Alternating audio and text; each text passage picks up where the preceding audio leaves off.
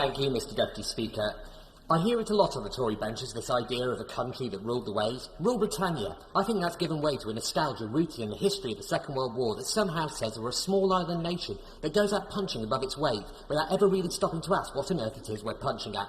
Those are the words of the Shadow Foreign Secretary, the Honourable Member for Wigan, praising a pamphlet which called for the abolition of the army and the replacement with a gender-balanced security force and the abolition of our submarines.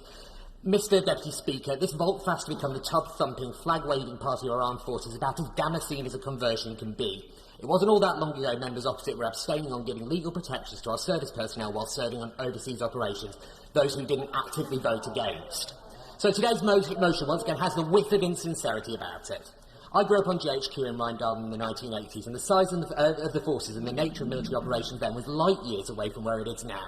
At the time the Berlin Wall was standing, the Soviet Union was the biggest geopolitical threat, and in 1983 the film War Games depicted the science fiction scenario of an automated weapons system being hacked for a nuclear strike. Today, China joins Russia as a preeminent threat. The longest remaining section of the Berlin Wall forms part of the East Side Gallery, and several members of the former Eastern Bloc are now part of the EU. Cyber warfare is conventional. The simple fact is that the world has changed. The nature of warfare has changed, and therefore the way in which we configure our military must inevitably change. In the same that we don't have cavalry officers charging into battle on horseback, swords drawn, the needs of the forces today have changed. What hasn't changed is the government's commitment to ensuring the men and women who keep us safe has the best support in terms of training, equipment, logistics, and it would be breaking faith with them to have them under-resourced by adhering to a model designed for decades past. But we're going further because the comprehensive review rightly focuses on the UK military's single most important asset, its people. When enshrining the Armed Forces Covenant into law, we're making improvements to the justice system, we're delivering a pay and career review to ensure that military careers are as competitive as the private sector.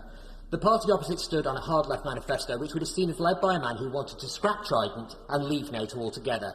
Their nationalist neighbours on those benches still want to scrap Trident and wanted to tax service personnel more than in any other part of the United Kingdom. Our forces deserve our gratitude and our assurance that their government will work to the geopolitical realities of the day, not the carping rhetoric of a bunch of crypto-Stalinists dragged up as flag-waving patriots in an attempt to hide the fact that they're hopelessly out of touch with the people whose votes they ignored for so long.